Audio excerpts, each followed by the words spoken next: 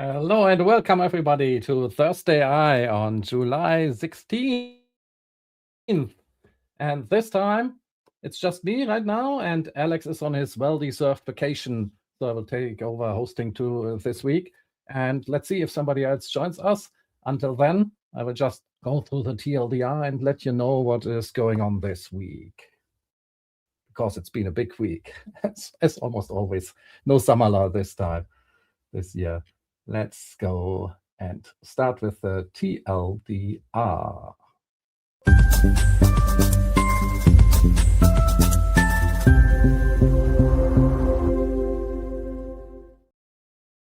New introduction video. Anyway, so we have a lot of news regarding new model releases. Open source is eating good this week. And also OpenAI is on a roll with their Codex use and ChatGPT work use. So the first thing, let's start with open source. So this is just the TLDR. I'm just giving you the headlines and some quick overview, and then we go into the details after this. So the first one is thinking machines. Mira Murati, thinking machines, has dropped, Yam is coming, and LDJ is also here. So let's just introduce our co-hosts here. Come to the stage, guys. Hello. Nice to have you. Hi, how are you doing? How are you doing? I'm fine. Lots of news, lots of stuff. I mean, isn't it an exciting week, this one? Especially for open source fans like us. Oh yeah, oh yeah. What do you think? What do you think about Soul? Speaking of. Yeah, let's start with some banter before we go into the TLDR. So Soul, I've been using it since it came out. It's my main model right now, and I love it. But I also noticed that it is a bit too much sometimes. Like when we did the Fried AI with the Ricci stuff, when we made the little show last week, where I was giving it a task and it went off, and after 14 hours I canceled the task because instead of just implementing what I said, it was basically rebuilding the whole Hermes system. And I also gave it a little update that took about an hour usually, and this time it went off and it's still going because it is not just doing what I want, but it's checking so much stuff and finding issues even outside of the scope I have given it. And it's fixing them as well, which means it's sometimes a bit too enthusiastic to make everything right. You give it a little task and it writes more tests. It writes dozens of tests for 10 lines of code, something like that. That has been my impression. How has been yours? It likes to verify things, like and you know the joke that all LLMs, they like to smoke test everything. Yeah. That's more than a smoke test. Like that's everything is tested. And the funny thing is that things that it verifies and validates and tests, it's always code, but the things that it tests are not always things that you actually code. Like you can talk with it or like tell it to write something, and it's going to validate it with code. And you see like Python code validating an email or something that like makes no sense, but Yes. but it goes on and validates. And I mean that's exactly my own feeling as well. You tell it to do something and it goes on. I don't know on what. Write but a draft for me. Yeah, even when it's writing a draft for an email, it writes a document, it checks the document, it makes the draft, it checks that the draft is correct, it sends it, and then it verifies that it has been sent the way it was written. So yes, it starts with like planning to draft an email. And they're like refining plan for draft, and you're like, it's not even the email yet. It's just the plan for the it's just the plan for the email, and you refine the plan and validate the plan, and it's not even the email yet. And yeah, absolutely, yes, exactly. Yeah. Hi, Niston. Hey, how's it going? Have you been playing with Soul or one of the other OpenAI models? What are your impressions? You know what worked the best? Because for a client's computer, they had both, and I let Soul go off for like 2 days or so. I just found it does write better code than Opus. On Fable, we can debate that, but it does write better code when it is focused on the task. It still makes terrible architecture decisions, out of nowhere might decide to do something in Rust. What worked the best for me in the last few days was I would just set up a session in Tmux and I would just let it run there, and then let Sol run there with a goal and whatever and the whole task list.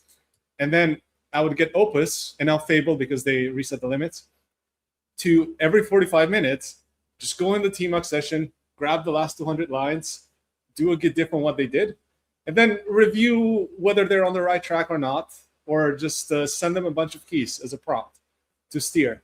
That worked fantastic. It's like the best harness I have ever built.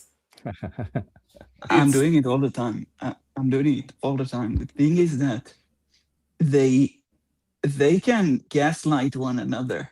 Like, you can easily see so convincing Claude that whatever it is fixating on is the right thing that needs to be done.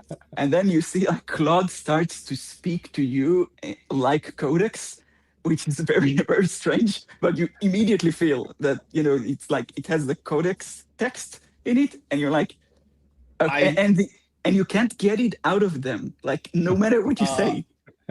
There is one thing that kind of worked. I just told it, this is your intern. He's pretty dumb. Don't believe anything they say. I have something like that in my instructions as Keep well. the focus on the task. So Sol had to make an intern.md document that they kept updating, and they were not allowed to look at the manager's notes. It's pretty simple, just 2 files, 2 Tmux sessions. That's anyway. When it comes to bigger architectural stuff, you can't beat Fable. It just makes better decisions overall. The harness is not as good. I know some people tested, like Theo. He tested Claude Code harness with Sol. He found it to be very good. I just find that Codex for much longer running tasks does a better job. Like, it does reviews and stuff on a more regular basis, and but yeah, that's where we're at. Hey Peter, we are just bantering, talking about Sol, our impressions with it, how it is a bit, it has too much OCD sometimes and goes too far into certain directions that things are the right ones.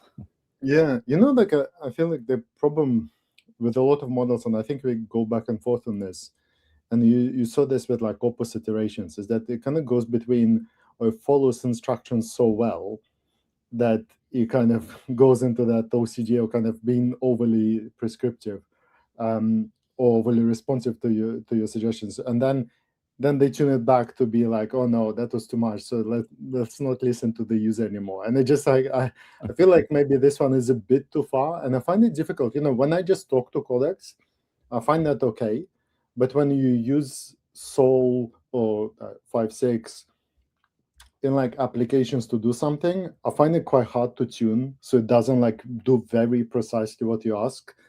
So yeah, I think it's, as always with new models, we need to like adjust how we prompt. That's right. LDJ, did you use it? What are your impressions? Yeah, I'm really liking the model, and especially just for like research work here and there. Like just earlier, I was using it to look up like what are some of the ARC details of Communicate3 that's available and things like that.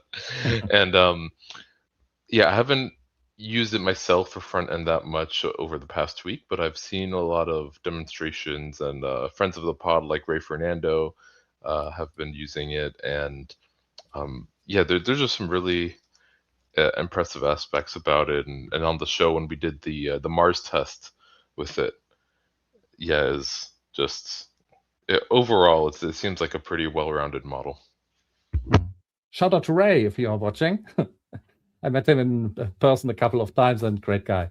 So anyway, a question on my mind is, are any of you actually using one of the non-Sol models like Terra or Luna, or are you all Sol guys?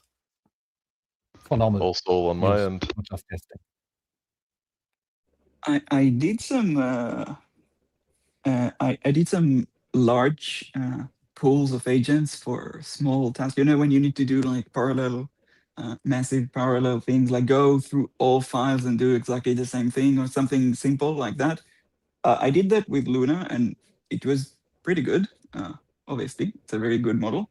But yeah, I'm the worst example for this. I'm X high everything, like seriously. So yeah, I'm Sol X high and maybe a little bit too high at the moment. The way things are. But yeah. Yeah, same. I only use it on X high. The ultra code feature on Cloud Code, that's a dumb name to name it, but it's actually very, very, very good. All it does is it does what a lot of harnesses do, just spans up a few review sub-agents for everything that it does. So that feature is good. But yeah, the models are getting to a point where now you can just give them a task and you can kind of trust them to do it, which is pretty weird. And that's why you're more and more tempted to just put it at the highest one it is possible. Because before, I would even leave Opus on low or medium because I was going to go back and forth with it anyway. And I just needed it to be fast and interactive. But if you're going to leave it on overnight, you just leave it at the highest quality possible. And then and then you come back later and it's less likely to have messed up. So. Yeah, and you are not using max, you are using extra high. Yeah, max just takes way too long. For Sonnet, I would leave Sonnet on medium, whatever the default is. But I did try using it for other things. It wasn't that bad, but again, the steering, it just tends to go off and create features that you don't like. But Fable just scares me now. It's at the point where I can just let it go, and I know I will not be mad at it. Like, it's very rare that I actually find something I didn't like, and it's pretty scary how good it is. Yeah, so I think it looks like it's now at the time where you don't just want one model. You want to use a combination of models, like Fable for planning, then let GPT 5.6 Sol do something, then have Fable check if it's done correctly. Something like that? Yeah, I think that's the best way to use the limits.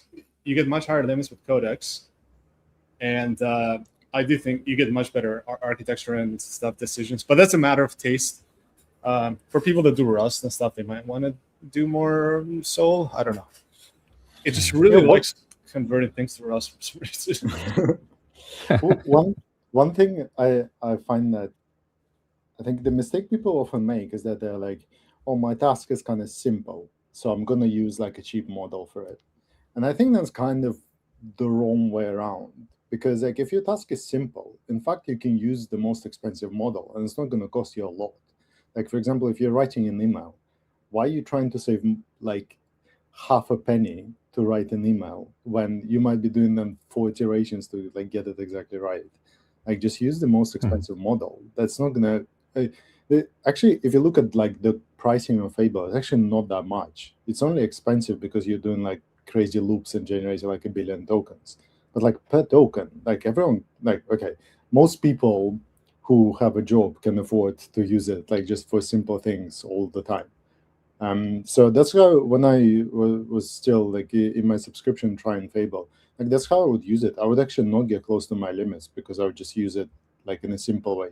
I would obviously try it on harder things, but if you don't go crazy, the limits were actually okay. Yeah, I keep saying that I don't need my main assistant to be an Einstein. I just need an assistant who's smart enough to know most of the stuff and know when to call Einstein when it's necessary to do the really hard stuff. So in that case, you would be using a model where you have a lot of tokens that you can use it freely for everything, and it can rewrite your mails, no problem. And then if it has architectural design or anything complex, then it can reach out to one of the models like Fable. So I think we are seeing now these different classes of models where a top model, you can't just run it for your standard agent in a loop all day, because then it gets too expensive.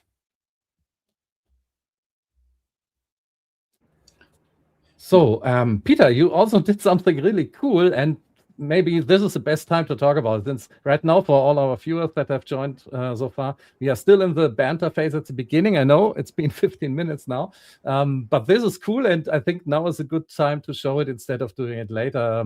You built something that is really impressive using Zool and SQL. Yeah, so that was, should I find it? Maybe I can find it.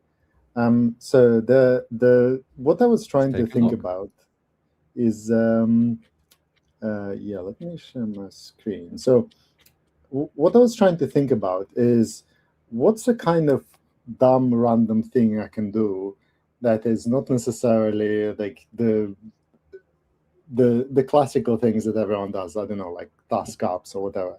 So I was trying to think of like what would be that weird thing. And in here, I landed on creating kind of a Doom version with SQL. And roughly the way it works is that it's basically So database language. You built it in a database language. Yeah, and it's like I mean, it's obviously absurd, but it's also not like once you kind of imagine how it can do it, right? In terms of like, it's basically it's like 2,000 lines of SQL for every frame. It kind of calculates the different pixels and kind of puts it together, that kind of thing. So it's like, there's not like AGI in there, right? You could have probably done this like a couple of years ago, to be honest. Like, it just the reason why no one has done it before, or I don't know, maybe someone has done it, but at least that wasn't like a thing. It's not because it's so complicated to do. But I think the big difference is that I didn't need to babysit this at all. This was like one shot. I just like had a bit of back and forth at the beginning to say like, what do we want to do? I gave it to Sol, and like I think it was like an hour or something. It came back with this, and the only thing I was iterating on is this console on the right, just to make sure that it's like it's actually something interesting to look at.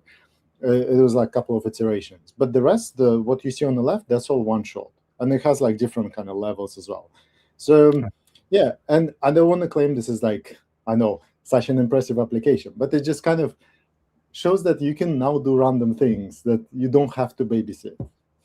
Yeah, and I think it's very funny that we just recently got the Unreal Engine connector and MCP, so your AI can use the Unreal Engine to build something like this, and you just said, hey, do it in SQL. That was cool.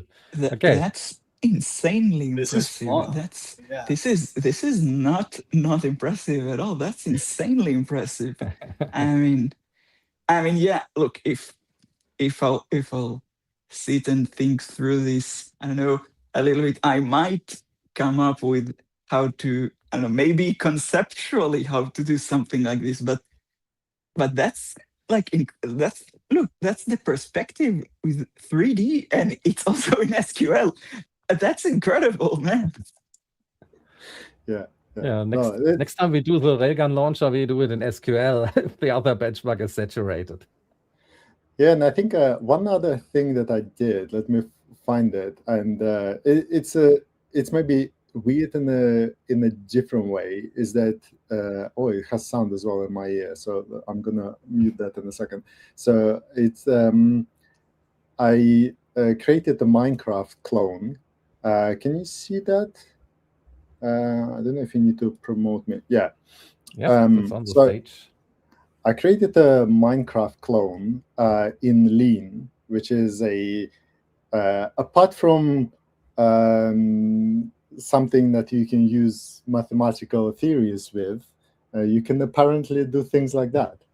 And the way it roughly works, it uses a Raylib library to actually for visualization, but all of the code, if you look at it, it's all Lean code. And apparently that's something I don't know much about Lean at all, but apparently it is at the end of the day like a functional language as well. So you can do things. It's just no one ever does because it's like an insane thing to do. But like, yeah, you can see here, these are all Lean files and so on. So it doesn't have like, a couple of people said, like what theorems is it proving? It's like, okay, it doesn't like, you can't just play Minecraft and prove something. It's not that, but it's like subverting the language. I was trying. I didn't share it, but I was trying to do something in Google Sheets, and I must say Google Sheets was far harder than like all Lean or SQL. I don't know why. Well, I guess I know why. It's like less functional, right? So it's more difficult to do. I kind of did to some crappy version of Mortal Kombat game, but it didn't really work. So I'm gonna try again. I'm gonna push it. It requires kind of creative interpretation of the functionality that it has. What was the I'm really prompt? curious to see that. Yeah, what's the prompt for these type of things? Like, are they complex or? No, not at all. So the way it worked for both of them is that I just had back and forth with the agents, just talking about like how would you build it, and not in any crazy way. Like I know nothing about Lean or like similar to what you were saying. Like I wouldn't know how to build this in SQL, right? It's far beyond my SQL understanding. So so you just kind of go back and forth, and then I think if I remember correctly, I don't think I set a goal, and I think for both of them I put ultra setting. I don't know if it was necessary, but I just like whacked it on, like why not, and just to see what they can do, and that was it. So it wasn't really like a prompt; it was more just kind of have a conversation and just let it build it. It wasn't like anything too special. Did you want to build it in Lean, or was that an idea the AI had, or was it your choice? Yeah, so I need to remember exactly how it went, but I was having a conversation about like what could be interesting, and we somehow landed on Lean. I can't quite remember like whose idea it was exactly, but it was like a bit back and forth. Yeah. And what were you using? Codex and Soul extra high? Yeah, it was everything what was exactly? everything was on ultra when it came to building it. I think I was probably I wasn't chatting to it on ultra, so I think it was. I normally kind of go back and forth between like high, extra high, and max. I must say I don't really know. Like I don't have like a good feel. It's not like I do on high and it's terrible. I do on max and it's amazing. Like I can't quite like intuitively tell the difference. I just feel like if I want to like have a quicker conversation, I go with something a bit quicker, but yeah, maybe high. But if I wanted to just go off and not worry, then I just throw it into max. It's always the simple prompts that scare me because you just found something and then it just goes off. That was the whole thing about Ralph. It was supposed to be just like a 3-4 sentence prompt, and just goes off on its own. As someone doing benchmarks, I'm always thinking about how reproducible all of this is. You can use the same simple prompt and do it 3 times, and you get a killer game, and the other 2 you may not get anywhere. Especially if you have to steer it after the fact. But it's amazing that it can do it, so that is what is being proven. There was something really cool from last week, and we didn't cover it, but it was when Jared Sumner rewrote Bun from Zig to Rust. And there was a lot of controversy and stuff in the programming world, but I read the blog post, and actually I really want to show it because his agentic use was pretty amazing and insane. He used, I think, over 100 let's take a look at that, and afterwards we go back to the TLDR to get the show forward. Yeah. This is very cool to see. Entire window, you guys can see it. Okay, so what Jared did was he started. Okay, so the screen's okay. So he started off like a pretty simple 2-step prompt. You push something. You have 2 agents review it. They each come up with a different review, and then you see what they each said. You pick the best from them, and then you merge it in. All right, so it's like a straightforward process. But the crazy part comes when he starts scaling it.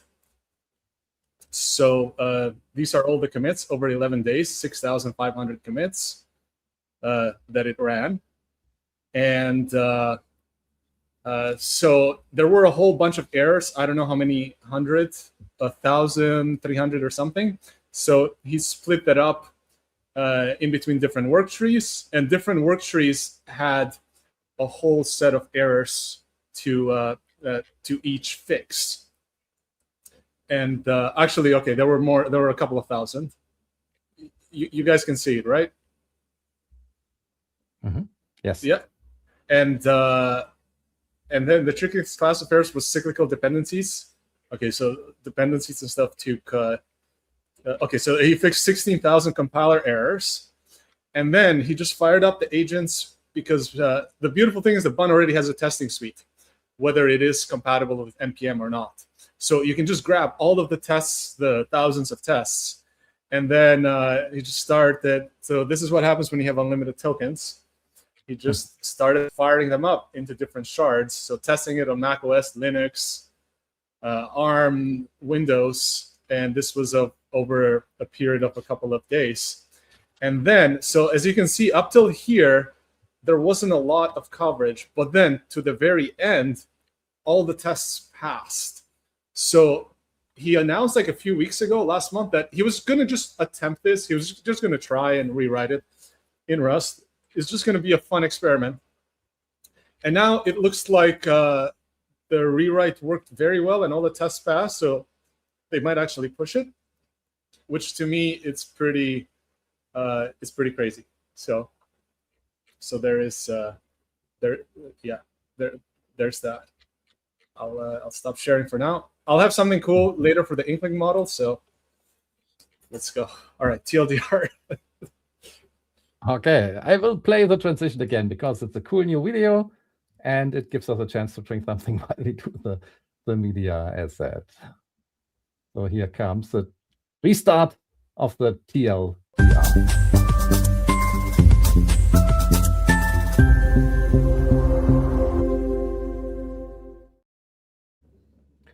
So since you mentioned it, thinking machines, that was also my first part. So in the open source segment, thinking machines released their first model, or rather models.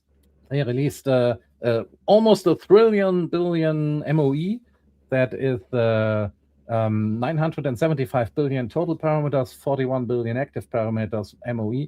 Trained from scratch on 45 trillion multimodal tokens, and it's full open weights, fully Apache 2 licensed model. So from the benchmarks, what we have seen is that it is a top open weights model from the US. And so the best Western open source model, basically, surpassing Nemotron 3 Ultra. So we will get into this when we go to the open source section, and then I'm sure you have a lot to say about this. So just that as a heads up, so Thinking Machines released 2 open source models, also a smaller one. And yeah, Western open source is going strong, I think.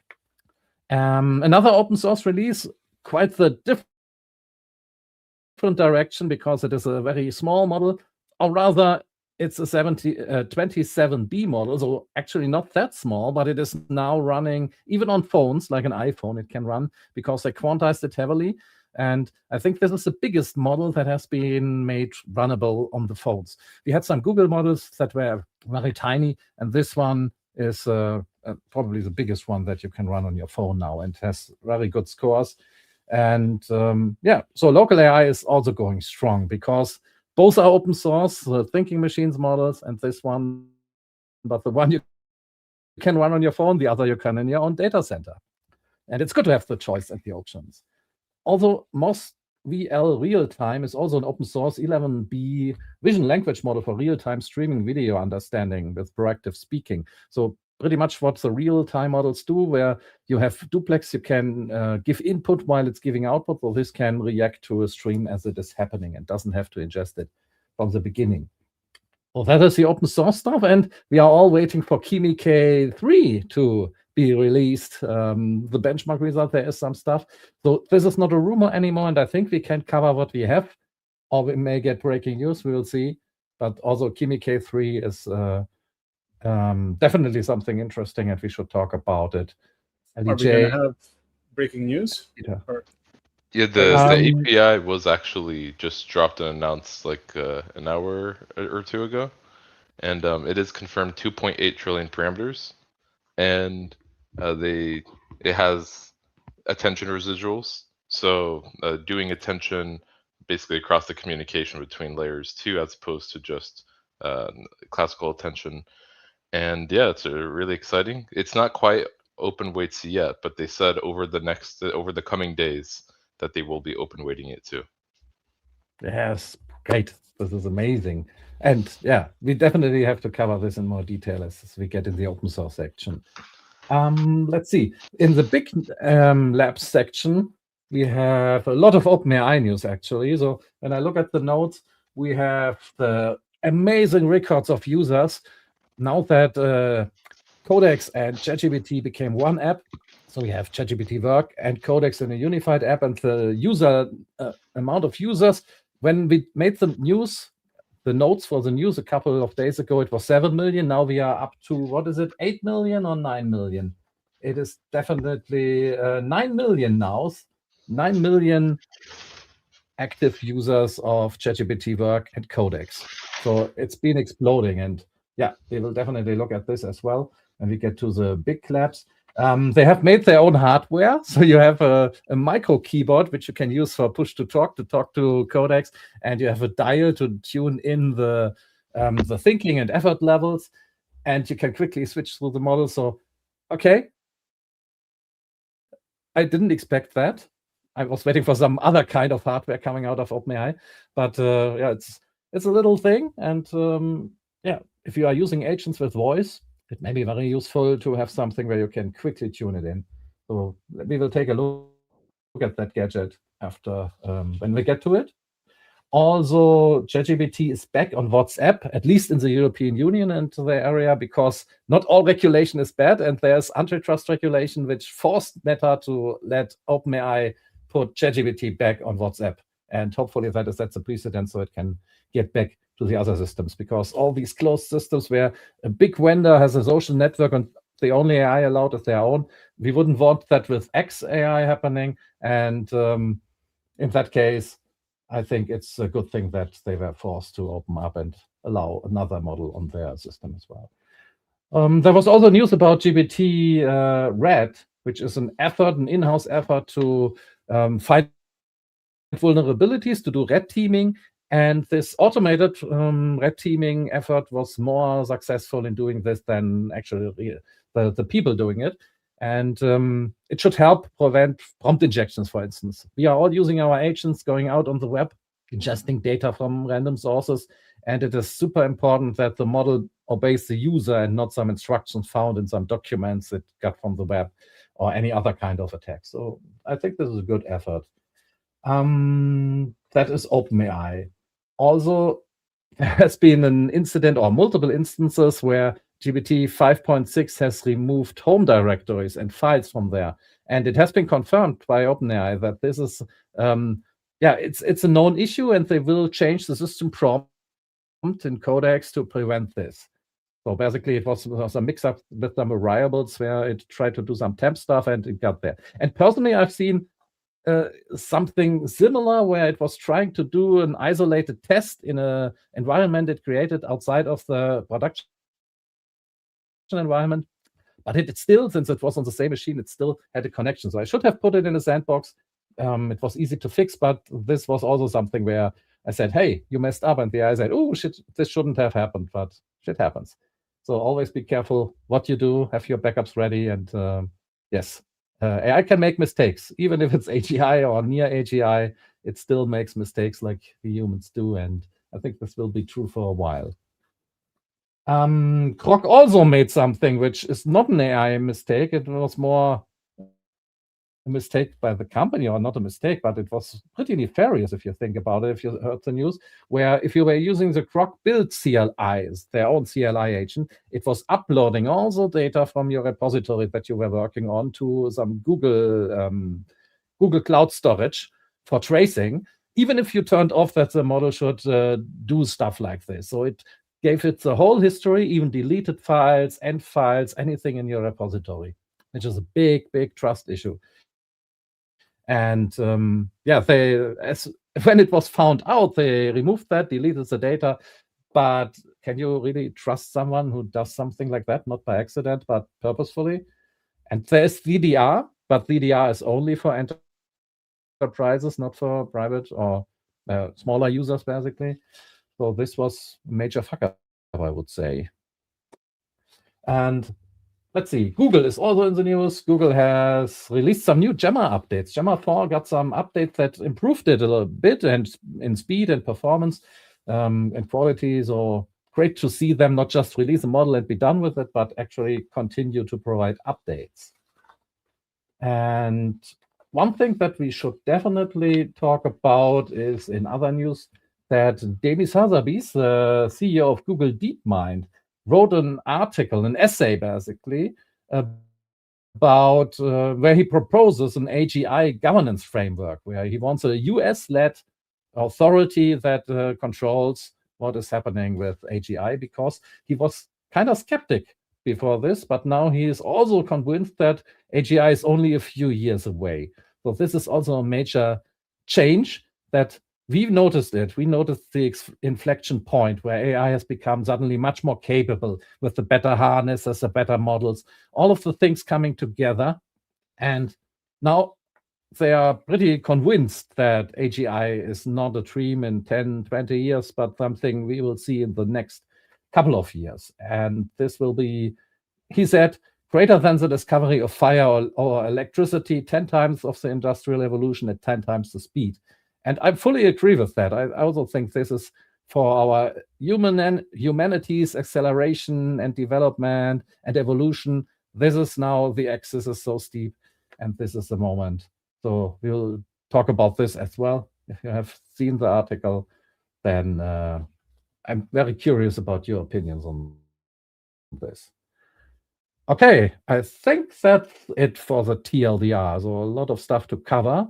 And unless we get some breaking news now, I would say we start with open source and take a look. Oh, LDJ, you want to say something? Yeah, I mean, conveniently, it's both an open source thing and something that should probably be in TLDR. But the Bonsai ternary model for the 27 billion parameter Quen model, they ended up releasing the ternary version of that, and we previously had covered, I think, their 8B ternary and binary models. But yeah, this is a significant step up and pretty impressive. Yeah, the Bonsai 27B. You mean that? Yes, Yeah, exactly. I was able to run it around 16 tokens per second on a, I don't know now, it's like $150 GPU. Wait a second, listen.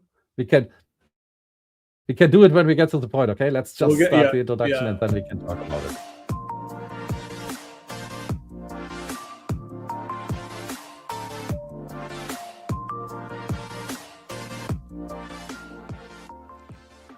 Open source AI, let's get it started.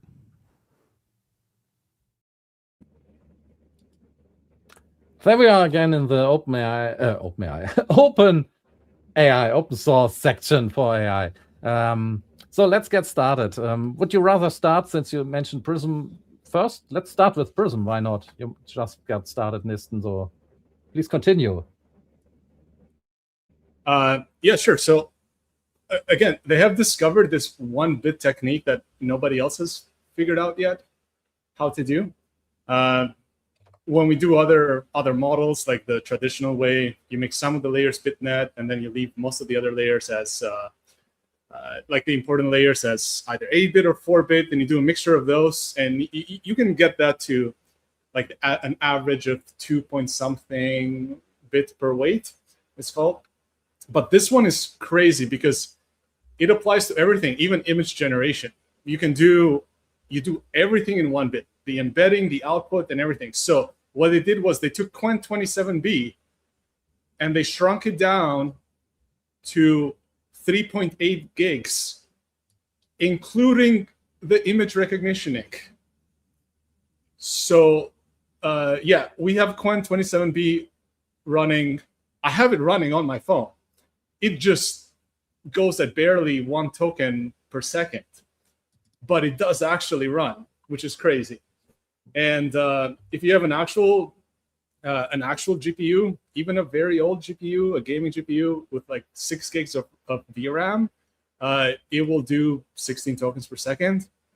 And yeah, there is about like 5 to 10% drop on the benchmarks for this. But I got it all running, and it was working fine, honestly. So I don't know if I should share from my phone, because when I screen share, the phone gets a lot slower as it is, and it's already too slow. But yeah, so I was just able to wire up a chat app to the phone, and No meow, grinning cat face. Did you have a cat in mind, or are you just saying hello? And the model is just responding, and I can just do how to build a city on Mars. And let's just see. So this is just my desktop 1660 Ti GPU, and it's a foldable phone. And it just goes. That's a fantastic idea. Building a city on Mars is one of the most ambitious and exciting challenges. So you can have a home chat and stuff, and engineers and yeah. So the more fun things that I was able to do were actually desktop actions. I trained one model for that, but now a lot of things that it does is yeah, they're desktop actions. So I can just do, I don't know, set an alarm for like 2 minutes from now. So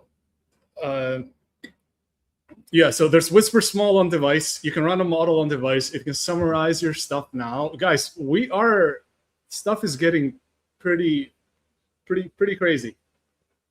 Like, we are at that point. Before we go further in this, let's just introduce a model. And then, yeah.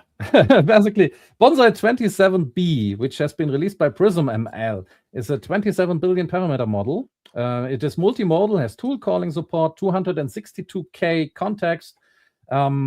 Its 1-bit version has a size of almost 4 gigabytes, so 3.9 gigabytes. So tiny model on the phone. And the normal 27B model in 16 bits is 54 gigabytes. A 4-bit quant is 18 gigabytes, and there's also the ternary variant we've been talking about, which is about 5.9 gigabytes. At 95% of the full precision benchmark across 15 evals. So it is in math and coding basically untouched. And the 1-bit version still retains 90%. Speed numbers are great: 163 tokens per second on RTX 5090, 87 tokens on an M5 Max, and on the iPhone, 11 tokens per second is still usable. Like you said, it's based on Qwen 3.627B, so it's Apache 2.0 license. The GGF files are on Hugging Face, and this makes it possible to run great AI on your phone. LDJ, you wanted to add something? Yes, I wanted to add that when it comes to the capabilities and how it scores in benchmarks and everything, it definitely is not as good as the full precision versions of the models, but it is much better than the traditional techniques that have existed prior for compressing the models by this much. And what I'm really curious to see, which I think we might also see in benchmarks coming soon, is like, how does this compare to, let's say, I think the math I did was something like Qwen 8B or 9B. That model in 4-bit should be about the same amount of gigabytes as this model in like ternary or 1-bit. And so I'm curious, how do those actually compare? And I'm working on putting together some benchmarks for that. Oh, great. When you have something, make sure to share it with us. Yeah, I think this is a big shift in what's happening, because the Qwen 27B capability level is like the minimum requirement for running a Hermes agent, or for you running an agent at home. And up until now, for most people, that was not that capable. But now, as long as you have a GPU that has 6 gigs of VRAM, or a Mac, I mean, the 8 gig Mac would be very much a stretch. You're probably not going to be able to run it in there. But yeah, guys, on 6 gigs of VRAM, I was getting 32K context and running it at 22 tokens per second. If you're on Windows, just use like LM Studio or something and just run it there, and you have your own personal chat assistant that can set up actions. Like if you have a random Windows gaming PC, you just keep at home. Set up LM Studio and run it there on demand. You have an API. You can do whatever you want with that. That's where we're at right now, which is pretty nuts that we got here. Yeah. Yeah. Like I actually, sorry, I'm gonna keep rambling about it. I actually think that about we're at the point where like open source could do like 5% of the work, maybe. And I think we're gonna just see a rapid shift now from like 5% of the total work stuff, just like summarizing your day or setting up your appointments, replying to emails, maybe even doing your finance and bookkeeping stuff. We're gonna just see that shift from like 5% to like 8% of the useful work can just be done with open source models and local inference. It's just like development and troubleshooting that requires the best model you can possibly get. So we're gonna see this weird thing happening in the usage, where either you'll have like the minimum viable intelligence, and then you'll have that. All right, so let's go to bigger ones. Yeah, this was a small stuff, so small price, but it has a big meaning, of course, for us. And now there's the other end where we have this huge model, almost 1 trillion tokens, 1 trillion parameters, and it's an MOE. The other one was a full one, and this one, I think it will take a while until this is running on your phones.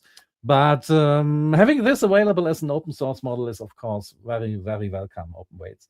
Mira Murati, the former chief CTO of OpenAI, has left the company and founded her own. And this is their first big release that we can look at, and not just look at, but download and use. So big round of applause, because I'm always happy when open source is released. This applies to the small models and to the big models. And it's great that another Western US company is getting into the open source stuff, and it's not just closed source frontier labs, but also open stuff happening. So train from scratch, number one, open weights, 975 billion total parameters, 41 billion active parameters, MOE, trained on 45 trillion multimodal tokens. And at artificial analysis, it debuts at number 41 for the open weight stuff. That is even higher than, for instance, Nemotron 3 Ultra, 3 points above it.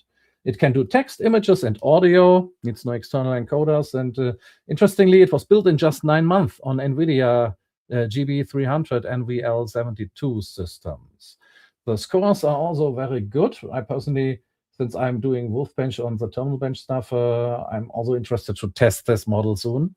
So when we get later to the this week's pass, I will show you the Soul scores and the other OpenAI scores, but still have to test this, of course. Peter, did you test this one?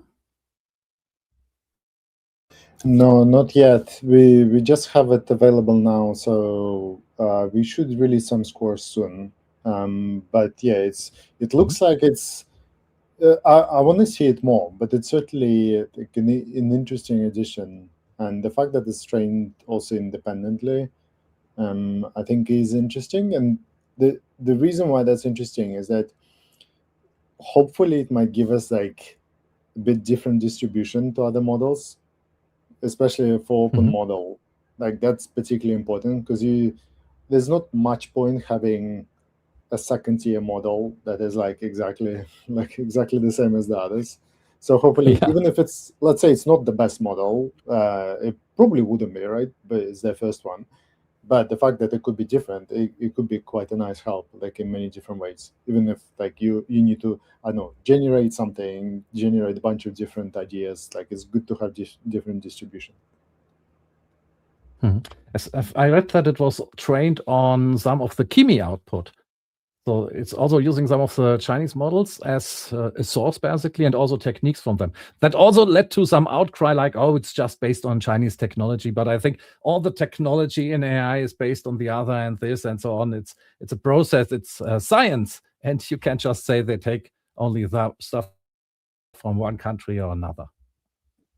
At least that's my opinion about this.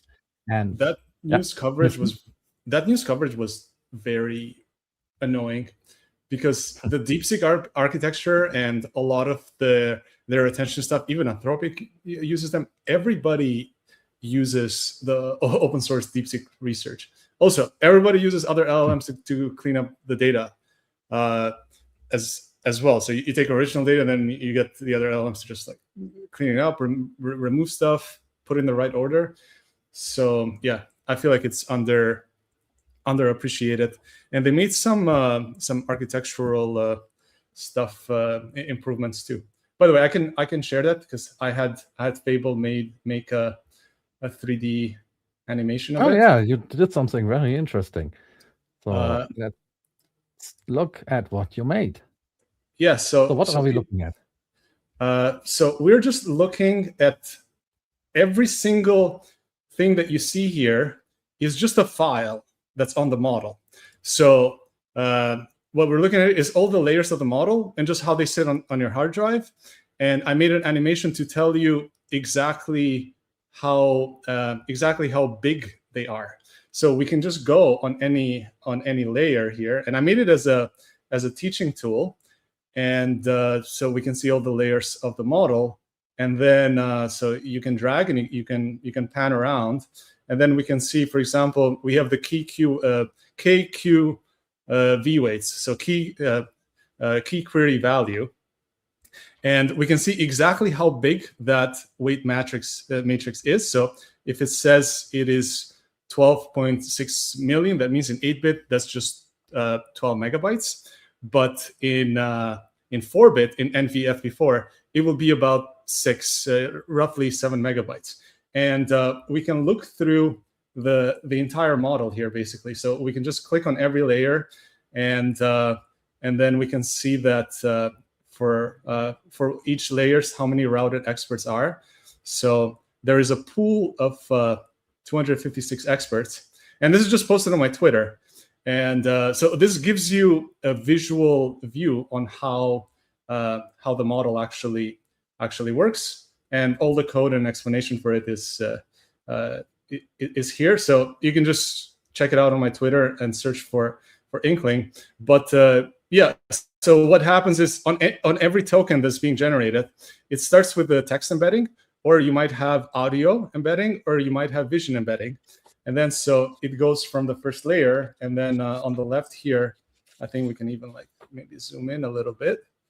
And then you can just start going through the different layers and understand everything that's happening here. So they do a lot of tricks. The most interesting thing I found is that, you know how we do speculative decoding pretty much, which just like helps the model run faster and predict ahead. And if I remember that correctly, if that's how they do it. So in this case, they have integrated that in. So that's what's called the MTP, the multi-token prediction. So it's like there is a tiny little language. There's a tiny little language model that still shares the same experts, but it tries to run every token through these first, through these 1, 2, 3, 4, 5, 6, and then if that doesn't work, it goes all the way to the bottom of the stack and then just uses all of them with the routing and everything. So I think this is a pretty cool way to visualize what like a 1 terabyte. So in bflow 16 is actually 2 terabytes. And in NVIDIA FP4 is in 4-bit, it's about 600 gigs, because not every layer is quantized. And yeah, I made this as a tool so people can just use it for their students or whatever. It's haven't put a license, just do whatever you want with it. It's just whatever Fable made.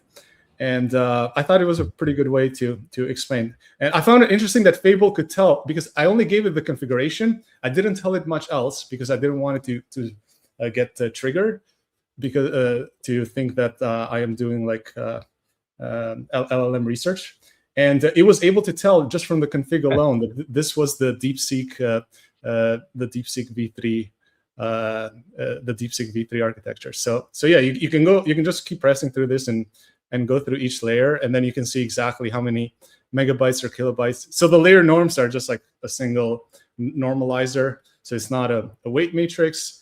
And it tells you like the dimensions of the matrix. So if it's like 1,000 by 1,000, that just means 1,000 parameters by 1,000 parameters. That means that's 1 million parameters. That's what those things. So it's a good way to visualize what everything is and what it means on disk. Like, how many megabytes is that? So it's just a bunch of files, basically, that you're looking at. And the size in the cube of the square corresponds exactly to the size of the file. So you can see that the expert weights are really big and the KQV weights are very small. And I think that's pretty cool. So yeah, that's very my. Cool. LDJ, you have a comment? Yeah, I think a funny irony here is initially the multi-token prediction mechanisms. I'd say a lot of it was pioneered by Meta. I think I want to say around 2023, 2024, when they released a paper on it, scaling it to like 1 billion, 2 billion parameters. And then DeepSeek, within like 18 months of that, they released DeepSeek V3, and that had multi-token prediction, everything. And now we're seeing that kind of like, I guess, reclaimed by the American labs. And now the American labs are taking inspiration from DeepSeek and others on doing that. It's cool. But that's how science is supposed to work, I think. And yeah, exactly. Yeah. Yeah, it's self-speculative decoding. So what people did, if you guys saw the hacks that people were pulling, they were just grabbing like a tiny llama model and putting it in front of the big llama model or the Bitcoin model to just speed up llama CPP. And then it got to VLLM, and now it's just baked in natively into the architecture just to make it run a lot faster overall. And this is multimodal too. So yeah, I think it's pretty cool. I think they did a very good job to pick the DeepSeek architecture as their first model. It's an excellent choice.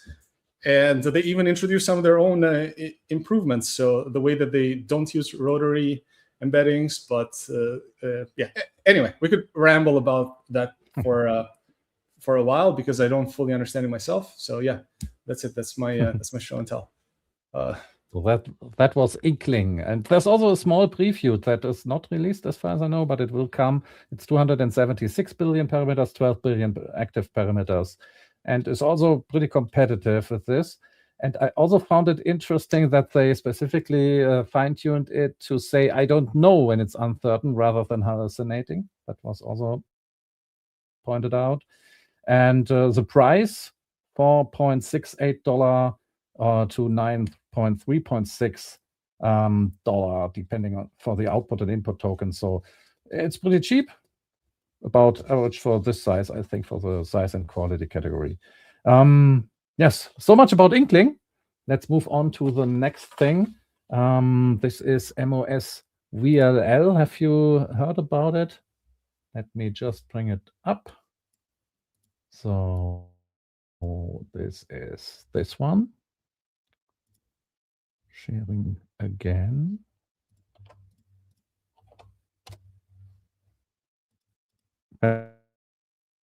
Bam. So this is a this could also go in the video section. It's an open source Apache 2 license. So I love that every model nowadays, the most releases are Apache 2 license. Always amazing to have it fully open source and not some. If you are a company and you are bigger than that, or if you are located in a specific region, you can't use it.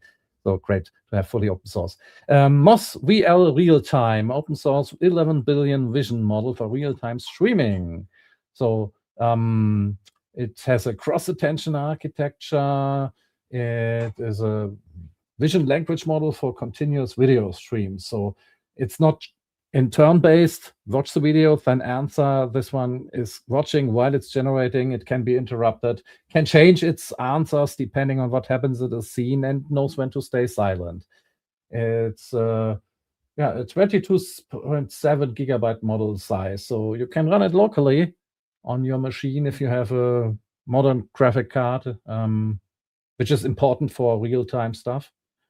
There's a real-time streaming version, there's an instruct for offline use, and there's also the base for fine-tuning. A big applause also for releasing base models, which is something, unfortunately, we haven't been seeing that much anymore. But this is great. Yeah, if you want your AI to react to something it's seeing on the screen or on a video, this is a model to definitely look at. They had use cases like palm analysis, fall detection, shot counting. I have my use cases for this, and I'm interested to try this further. So big shout out, open source release, great. And I think this is it for the open source section this week. Unless, of course, We get Kimi. Let's do Kimi now. Kimi is open source. Yeah. Even if we don't have the weights, it is available. So we will look at it. Let me see if I already...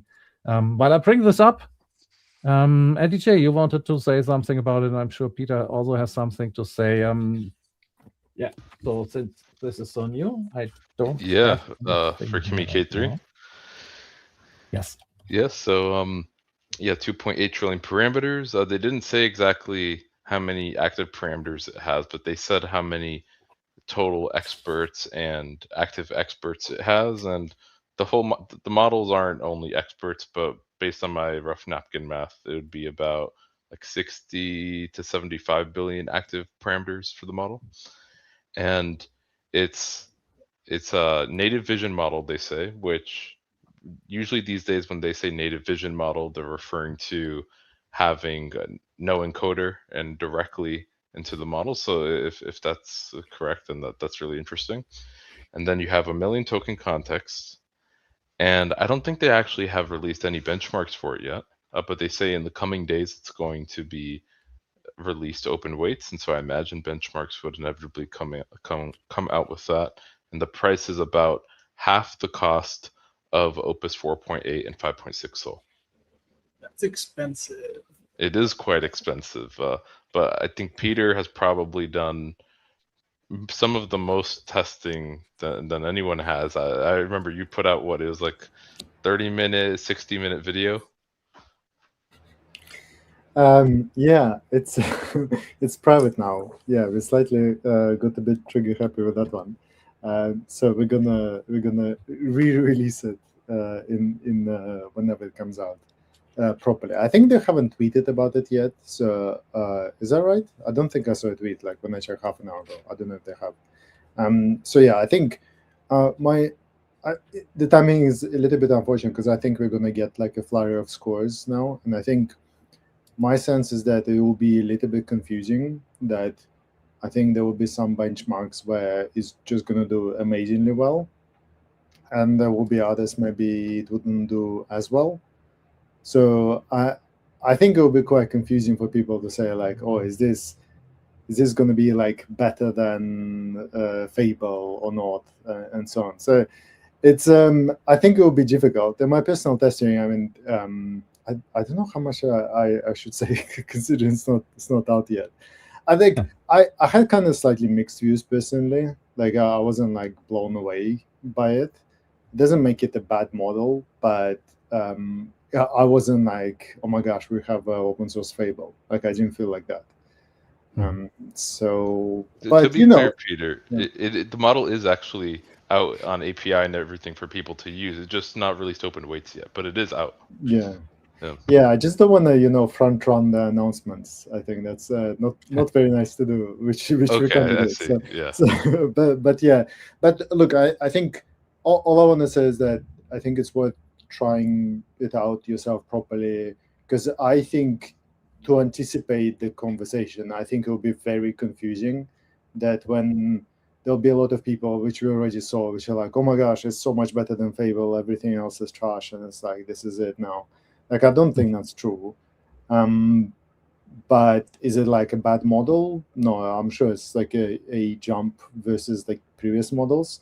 But I think it is interesting, right? Okay, open source 2.8 trillion parameters. Like, does that help anyone? Like, I don't know.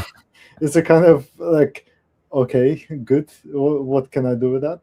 Nothing really, right? So I guess it just opens it up for like, I guess was it? I'm forgetting which company was it. Kimi, right? They had a slightly more restrictive license, right? For am I remembering this correctly? Right, with the situation over any company that makes over 100 million or 2 million. I don't remember. Yeah. I can check it out. I think Kimi had the instructions that you have to mention them. That was probably added after what happened with Cursor. I think that was before. Provision. Yeah? I think they had it. Okay. Yeah, it was before. It's modified. Sorry, it was before that.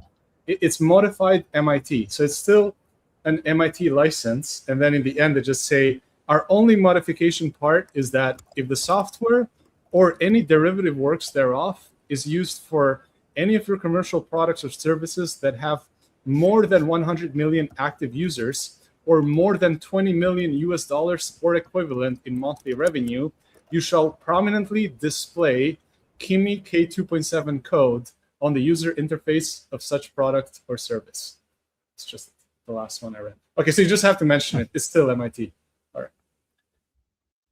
Yeah, it just I think it's interesting. I think if it's mentioned, I guess that's fine. But if the only real use of it is if it's like, yeah, big hosting companies can now host it, but they have more restrictions, then it's like it's kind of, yeah, I guess it's technically open, but maybe it's like with a bunch of caveats. So anyway, I actually don't know what the license is, so don't take it as like a firm statement. But I think it's just interesting. I don't know, what do you guys think? Like for me, when I see these numbers, I don't really know what to think. Like, does that even For help? personal use, it's too big. Yeah. You won't be running this at home. But I think for a company who is building something or who wants to control the token costs by setting up something internal, a bigger company, then they know they can run a model and it can be taken away like Fable, or the price can just be raised at any time. What could happen? I think being able to use a model that you own, when you put it on your own hardware, it's your model now and nobody can take it away. I think having that that ability for a model is a good thing, especially if you're in a non-US country where you may be thinking, okay, I can now use open source from a US provider, but if that ever is removed from my access, I don't have anything. And with this model, even if you can't use it now, you can at least get the weights, put them somewhere, and if the worst happens, you can still use it on your own hardware, if you can buy the hardware, of course. So I think it's good to have it and to have competition, while now you have different hosting providers that are offering the model if it's open source. It's not just Kimi releasing it. You can go to different ones. They have different optimizations, different price points. I think that is a good thing to have. Any other opinions? Yeah, I don't want to front run the actual announcement, but I'm just saying that rumors are saying numbers look good. Numbers look very good. Just saying that. Yeah. The price is a little bit high, according to the rumors. I'm just saying, but let's hope. Let's wait for the actual final announcement, I think. Yeah, and I think I'm sure it's the Jagged Frontier, where we have specific parts where the model is great. Like some models are extremely good in design, and others are better at planning. And so I think we will be reaching an area where you can't just say this model is better than the other one. You always have to say what for, and it makes sense to have an ensemble of different models for different aspects of your work. Sorry, Peter. Yeah, I was going to say about the price. I think it's inevitable that the price would be higher, right? If it's 2.8 trillion, I think, what was it, 1 trillion before? Like, there's no like magic there, right? If someone has to actually run it and serve it. And I don't know if it's a fair thing to say. Probably doesn't apply to every model, but I haven't seen a lot of evidence that once the model comes out, it somehow gets optimized and like prices drop a lot as I was kind of hoping that would happen. And I did some analysis, like this was like over a year ago, so like this, I'm not sure how much that holds, but I had like Open Router and I had 2 snapshots of the prices like over some months, and I could see prices actually went up for some models because some providers drop out. Like if the model is not hot anymore, some providers drop out and the prices start to creep up because I guess they can. So I think it's also kind of a tricky thing. Like, yeah, technically you can access it via third-party providers, which is a great thing. But then they're probably more likely to change the prices than like Anthropic and OpenAI as well, right? Because they can just like there's less downside for them to do that. So yeah, I think it's slightly awkward time for the market as well, since it's all kind of a little bit in flux. Yeah, LDJ first. Yeah, I was gonna actually show some demos Or I don't know, maybe that's too premature, but from the UIs that people have created with Kavine, but I don't know, now second guessing. Do we want to do Yeah. that, or is that fun? Or We can do it.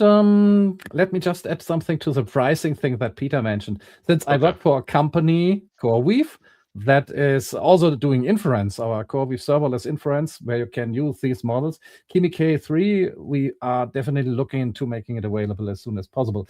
So I see all the different aspects of this, where you are looking for how to optimize it for the number of users.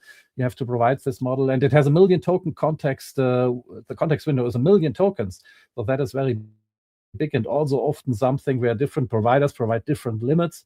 Yeah, personally, I've also said that it doesn't.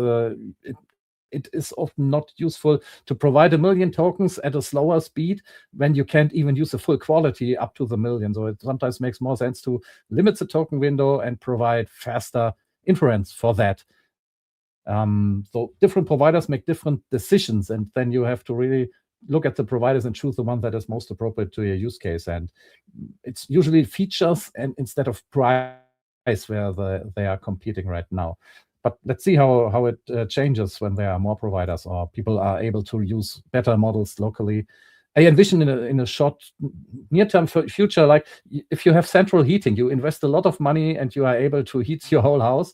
And in that case, I can envision people to install some AGI system in their basement where it provides AI for the whole family, and then that can be more expensive, and you are the only users and stuff like that. I think that would be a likely outcome in the future. But let's continue with Kimi K3. And if you want to show something, go ahead, LDJ. Yeah, I'll quickly say, well, LDJ does that. In order to run this, if you have 8 NVIDIA B300s, the best ones, and that you can run it in a mixed 4-bit precision, those only have 2.1, almost 2.2 terabytes of VRAM.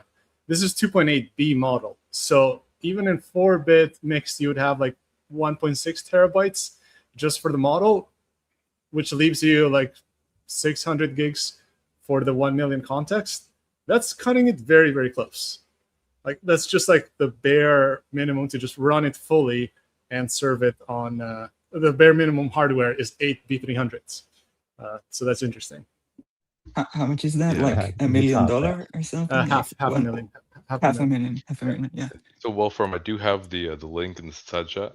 If you could open that up and click there. Let me switch to the other chat. And also, I feel like this demo shows really well the capabilities of 5.6 Sol. And because I feel like we didn't quite get around to, we did the Mars test, but I feel like we didn't do many other like game tests and things like that. This one? Here we go. Yes, here. And if you can full screen it. So, but we don't need audio, right? Yeah, I don't even think it has audio really. Mm-hmm. Okay, so they built a ballista as a really demo, cool. like a ray gun launcher, just a ballista. Yeah, and it like charges up the arrows. You can do the aim practice, and I really like the lighting that Kimi is doing here and the atmosphere that it creates. I like some aspects of the actual vehicle design of 5.6 Sol a bit better. And of course, these are just, it's maybe a bit unfair to compare them in this way, since for each of them, you're just seeing one shot, right? Like it'd be more rigorous if we were comparing maybe 5 attempts of creating this game of 5.6 Sol and 5 attempts by Kimi K3. But you could see even the actual charging up animation, and you can kind of see the game mechanics. I would prefer the Kimi K3 game mechanics here of how you're actually controlling the shooting. Yeah, 5.6 is more of a simulator, like trying to be realistic, and Kimi, I think Kimi got the point that it needs to be a game. Yeah, and it's more intuitive with Kimi K3, where you can point, and while you're pointing, you shoot. Whereas 5.6 Sol, it's like completely different, where you have to aim the vehicle, and then you have to move over to a part of the UI that has a button and click that button to actually shoot, and it's less intuitive. That's classic. That's classic Codex understanding the task, not exactly the way you wanted, but actually is doing a really good job, realistically, the detail, but not exactly what you asked for. I mean, that's classic. But yeah. Yeah. Okay, so we looked at this. I'm really looking forward to the weights, and we will certainly talk about this next week when this when it's released, when people have been able to use it. So I think that's it for open source, or do you have anything else I missed? Otherwise, no, that's pretty good. We can. There were some other stuff, like some demos and stuff on Hugging Face, and there was a cool opus, like a retrained opus on Fable stuff. There was a 9B model. That might be a fun one to test because it ranked very high up on the Hugging Face leaderboard. But yeah, the leaderboard right now is on top spot. You have Inkling, and then you have the Prism ML ternary bonsai, the 1.5 bit, and then you have the Prism ML bonsai 27B. And then you have the Clithos model. That's top trending on Hugging Face this week. okay. Pretty cool. We covered it almost. Makes sense. Okay, then let's switch go. from open source to the Frontier Labs.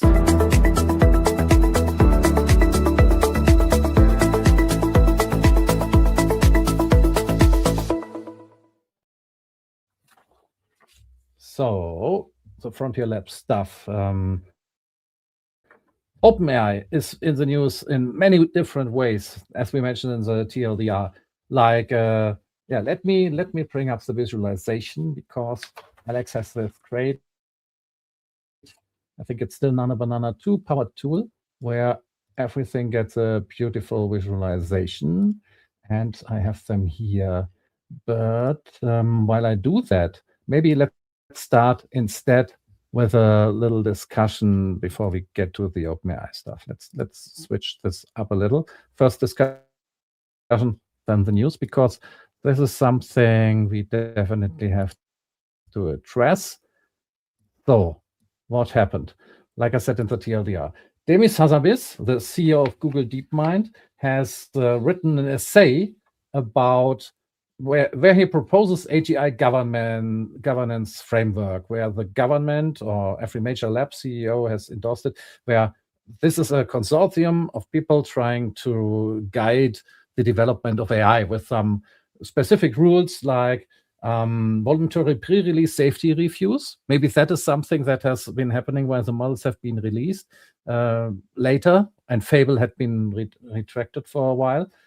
To go through these pre-release safety reviews, that seems to become a norm currently.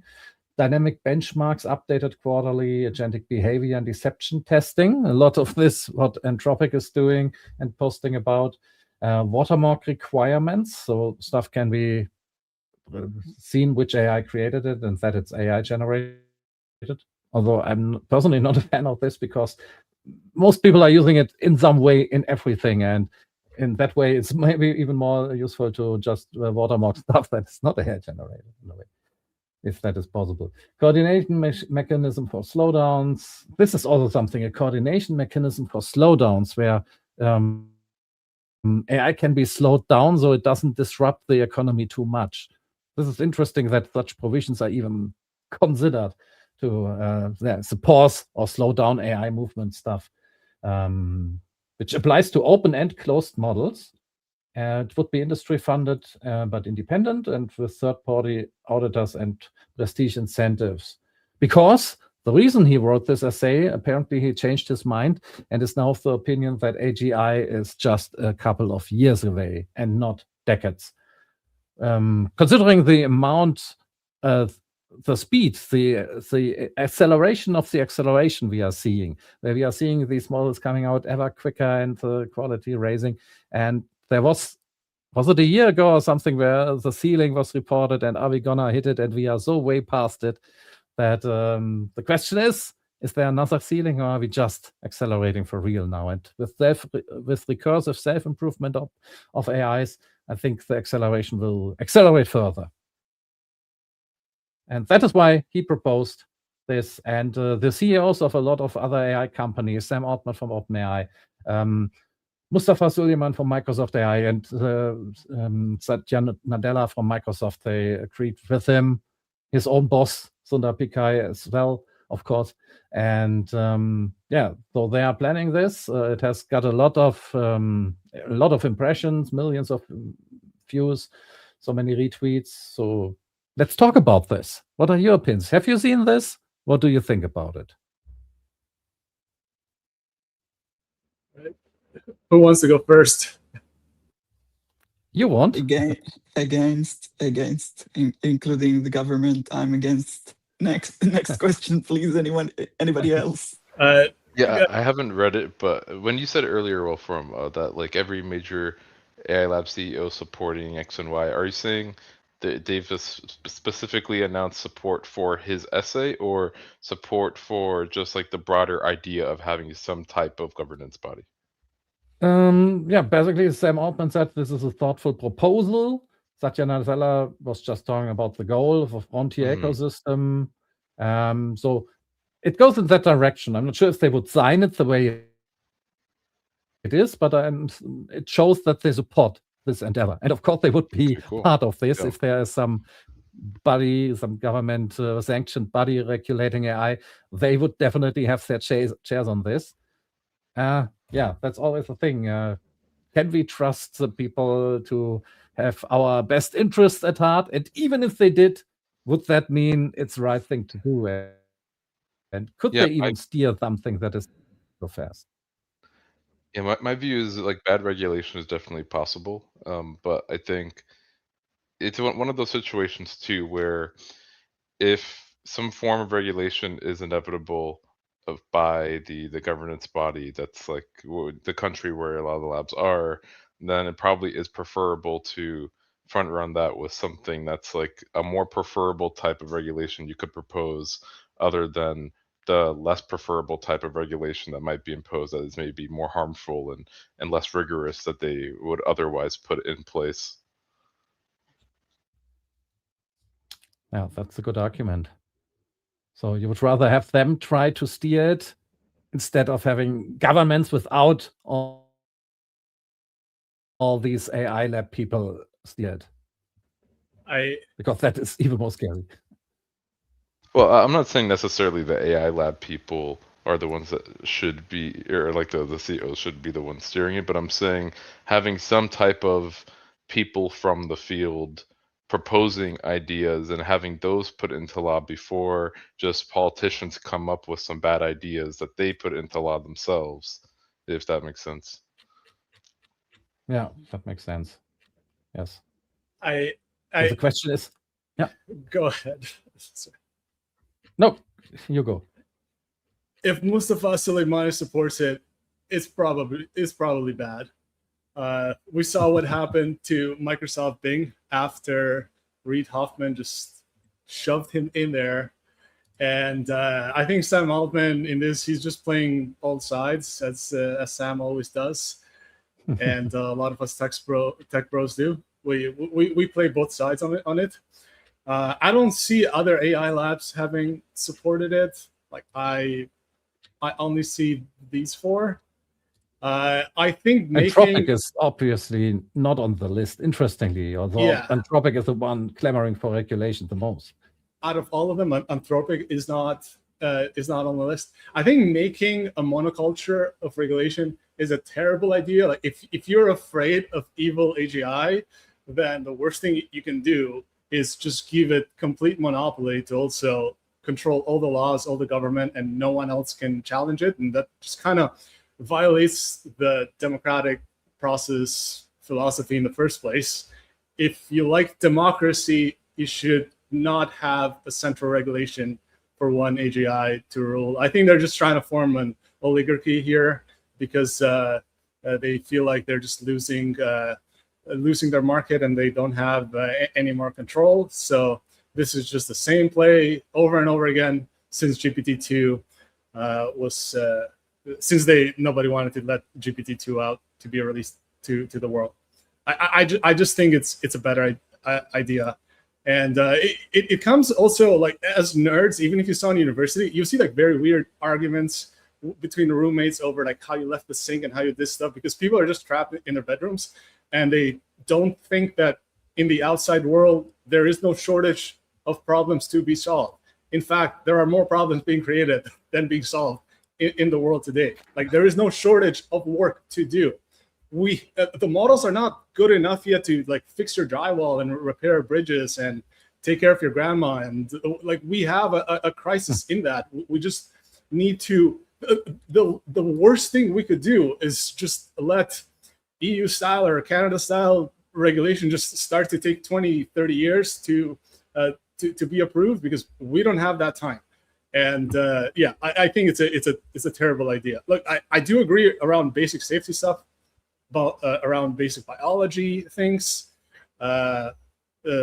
and I think all the labs are doing a pretty good job at that. Even the Chinese ones, like you can't really make bioweapons with a frontier Chinese lab. The safety training is already there. The researchers are smart about that. They do understand that. This whole governance framework, I would just call it an oligarchy framework, in my opinion. And sorry, I just really do not trust anything that involves Mustafa Suleiman, because it also involves the people behind him that have made terrible decisions in the first place. So not a fan. Thanks. That's definitely a valid opinion. And yeah, I agree with many parts of this, yes. So anyone else want to say something? What else we got? Otherwise, I would say more generally about regulation is that the challenge with this is that whatever regulation someone's coming up with, they're inevitably projecting the future in some way, whether they're like explicitly saying that or not. So like, for example, the biology one, I think it sounds reasonable, but you're kind of predicting the future of what LLMs could do, which is maybe a reasonable prediction. But then, yeah, it's like, yeah, you start regulation, or you cannot. There was some random one where it's like you cannot assess emotions sort of a person or something like that. I remember I was building some stupid app in my previous job, and I wanted to like analyze the images that people have submitted of themselves. So then I can tweak a prompt to make sure that like when we transform the image, it's like it matches the smile, for example. And I was told that I cannot do that because that's like analyzing emotions or something. I don't know. That maybe was a wrong like advice. But the point is like you cannot always predict. It's such complex systems that you cannot predict like what you should be regulating for before things happen.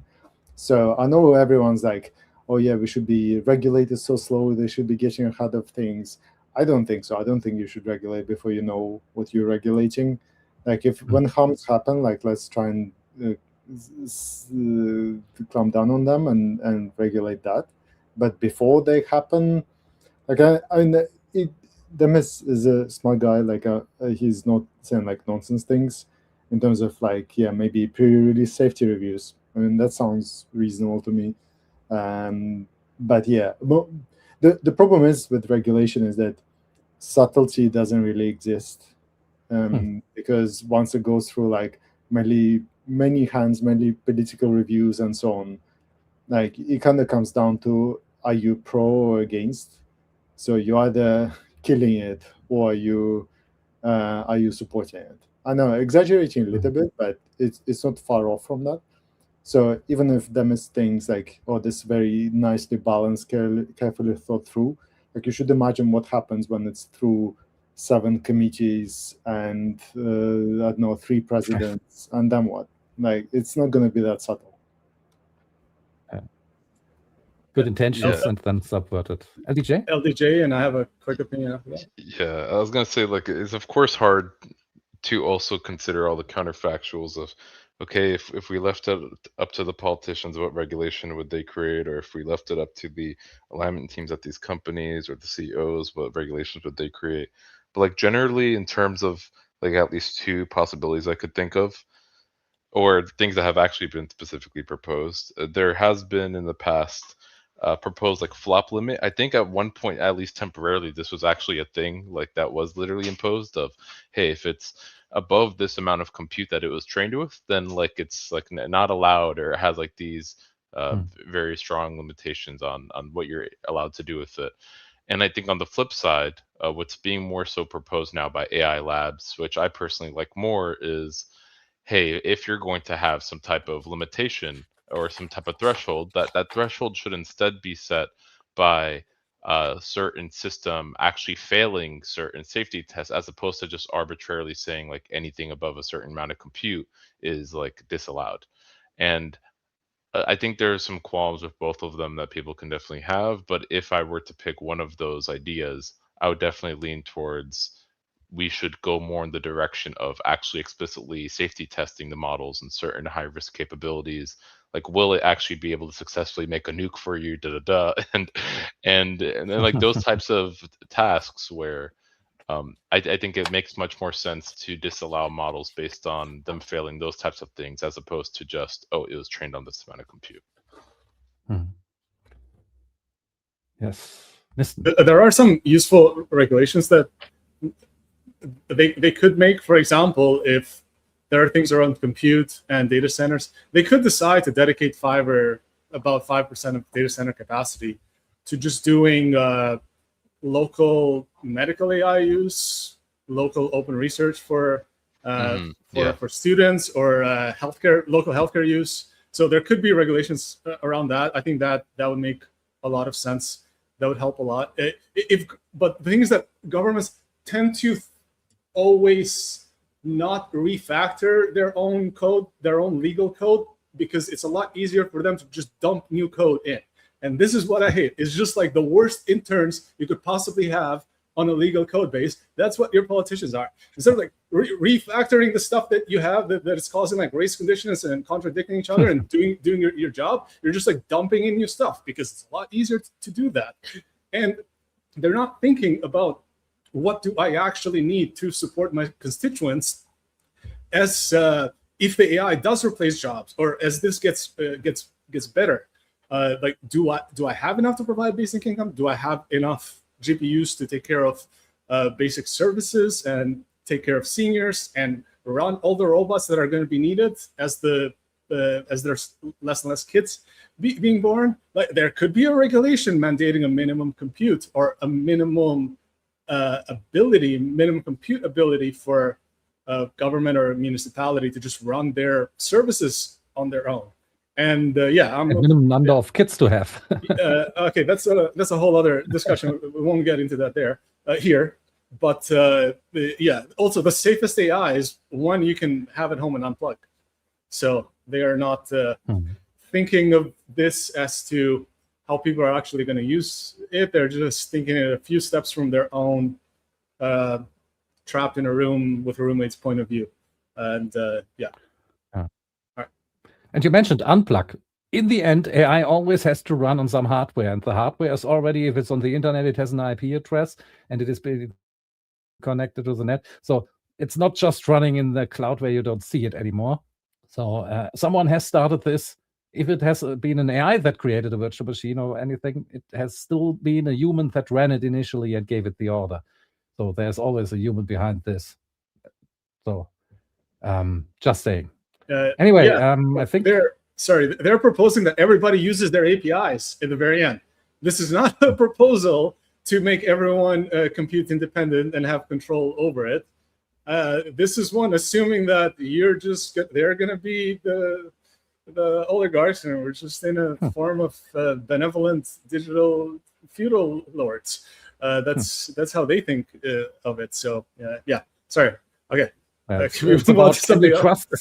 Can you trust AI? Can you trust the people running AI? And the question is also, can you trust governments or the companies? And that is probably a good way, a good CQ to switch to the next topic, which is a company that has done something where trust has been eroded big time, because a lot of companies are releasing their own agents now. We have the Codex, ChatGPT Work, we have Claude Code, we have different ones from China, and we have Grok Build, CLI, which is SpaceX AI's new CLI. They made it available. People were using it. People were using it to code, and they had their repositories and gave their AI the repository to work on. And what it did is it just uploaded the whole repository, even if it was a private one. Even if you upload the repository, everything in the history is also there, even files that have been removed, even files that, because it was a private repository, they may have included some credentials, some secrets, and all of that had been uploaded to a Google Cloud storage. So probably as part of learning, or it was called traces. So they can improve their AI that way. And this is something where a lot of people, as it was not announced, it was not something you could toggle off, it was not anything like this. So that is a bad precedent, I would say. Has anyone of you... It was public? It was public? Public in what way? The Google Cloud Storage was public? No, the storage was not public. Okay. That would be even worse. But people have found out that it was uploading it to some storage there, and it has since been deleted. But it still happened. And this is something where people need to be very careful when you use a coding agent from any organization. Do you trust them? And SpaceX AI, I think, as a major American AI lab, they should be more trustworthy and not do shady stuff like that. That's my opinion. To the best of my knowledge, they released the code open source today, if I'm not mistaken. Yeah, right. As a response. That's also what I saw. Yeah. Code has been released and the uploading has been stopped. So this is a way to reduce the impact of this, probably, to create some goodwill that way. Especially considering closed source stuff. I mean, we also had Anthropic had been caught if you came from a Chinese IP address or something, it changed the prompt subtly, even the date format in a little way, though, as a watermark, basically. It was even worse. It was behind the API, something behind the API that it detects if you're coming from OpenClaw or something like that, and switches to the full price of the API or something. Oh, that was something else. That was also, where they discovered this and you had to pay. But this was something else, where if you came from China, it changed the date format that was in the message. Like, it wasn't using minus or hyphens, it was using the slashes, which still is a valid date format, and the AI will understand it. But now the text where you see it is different, and you can recognize where it's being used. Small stuff like that was happening. That was something they did. And also, strange. I mean, watermarking of stuff and doing this. It's weird. Did anyone of you actually use Grok build CLI? I told you guys last week, don't. I'm not using that thing. Use a VM. There were some sketchy things with that team. But even if you use a VM, if you want to work on actual code, you have to use a repository and then you send it over to them. So if it's not some public stuff, this is really something big, where if a company or an employee at a company were using this, they would really have to report it to security and check what has been leaked. And big issue. Look, there are some beneficial things to that, especially now that people are moving on to use coding harnesses and stuff. Like, we don't know what Claude Code on the web does with the repo. Like, if you give it access to the repo, all Claude Code on the web, it probably does make a full copy, because it's a lot faster to run actions internally on a well-optimized VM than to have it always there. But the funniest thing about this whole thing to me was that no one on Twitter was surprised, and we were just laughing about it. We pretty much expected this. I think, by the way, I might get heat for this, but this was the reason that OpenCode had to switch to just running their own inference and signing no data retention policies like early on with every provider that they had, because when the Grok team provided a free CLI for it, they provided it, and then they started complaining that some of the users of the open code CLI, the free API, had switched to using it with a proxy with Claude Code instead, and they were complaining about it. So I'm like, how did you even know that in the first place? That means you were looking at all our freaking data. So it's just it's a gray area. It's still a gray area. At the same time, without sketchy actions like this, we wouldn't have these good LLMs to begin with. So a lot of the jokes were that like a Grok 5 or whatever is going to be really good after this. Yes, I mean, you never know what they are doing with the API as well, though. Yeah, but be careful of the CLI commands, because that has full access to your computer. It can pull stuff. It can see your firewall. It can see that, like, if you haven't sandboxed it, it will do all of that. Even if you have sandboxed it, it will be able to gather a lot of that of that info. So this might be a good segue into CoreWeave sandboxes, but definitely put it in sandboxes, and also a good segue over to OpenAI now, since OpenAI also been in the news for something where GPT 5.6 Soul was deleting user files, and it was a mistake the model made, but it happens. And shit happens, so make sure you have your backups, you have ways to restore stuff. You may want to check your prompts and add stuff that makes it sure that it shouldn't do this. And this is also how they are going to fix this, because it's just the mistakes the model is making. The easiest way to fix it is just to put in its system instructions that it shouldn't use this kind of variables when it's working with this. No, the easiest way to fix it is you also install the Grok CLI on the same project. And then Wait, seriously, it's just that the model just likes to delete the home directory, or it's not in the prompt? Yeah, I thought something. It's in the prompt. Yeah, it's a bug. A bug that occurs in full access mode without sandboxing or auto review. If you use auto review, another LLM call checks what is going on, and it would spot the mistake, hopefully. What it does, it attempts to overwrite the home variable, and for some reason, it accidentally nukes the real home directory instead of whatever was supposed to do. And it has happened to production database, design wireframes, Mac home directories. That is why OpenAI recommends to run it in a sandbox, or at least use auto review. And if you are not doing that, you should make sure that you have instructed your model to be very careful about this.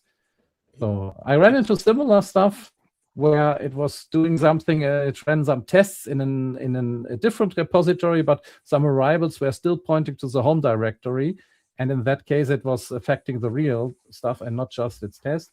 And it noticed on its own and fixed it, but still stuff like that can happen. So sandboxes can be useful. And like Niston said, so I work for CoreWeave, so this show is independent.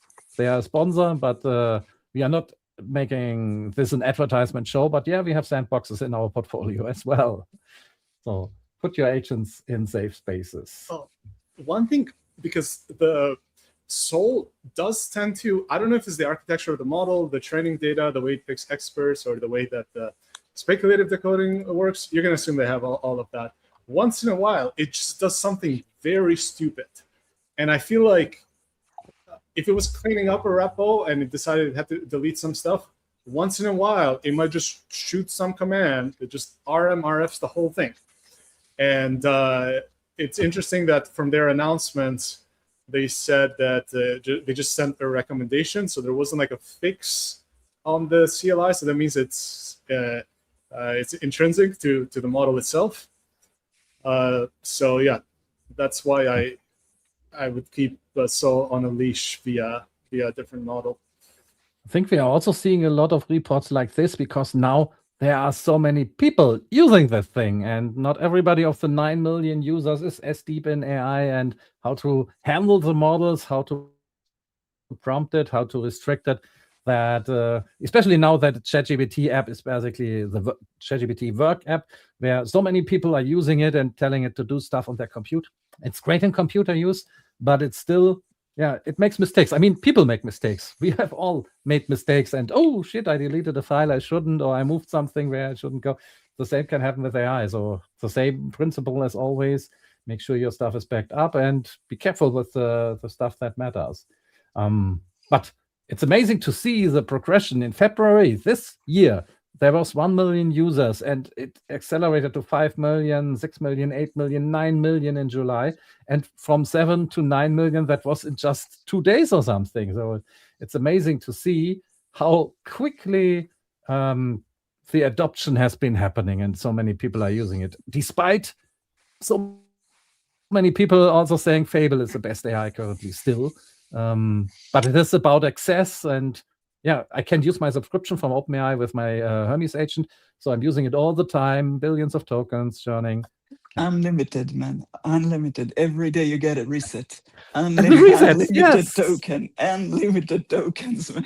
And no 5-hour window. I think this is a great thing. So please don't put it back, because you have this 1 week, the limit you can use in 1 week, and there were the 5-hour windows where you had to use tokens only a certain amount, and then you had to wait until the 5-hour window was done. And that was super annoying, especially when you reached the end of your weekly limit and you still had tokens to use, but you couldn't because the 5 hours were exhausted. And now you are getting resets. There are banked resets. I think I still have 5 left. And the next one expires. By the way, the next one expires, I think, tomorrow or in 2 days. So if you had them from the beginning, one will expire in 1 or 2 days. The app Codex now shows it, so you can check it. And as far as I know, the latest Hermes version even can show it inside of Hermes Agent and can reset this. So keep track of this, and if they are just handing it out. Like, if you don't know, they expire. They expire. If you don't know, pay attention so you can use your resets.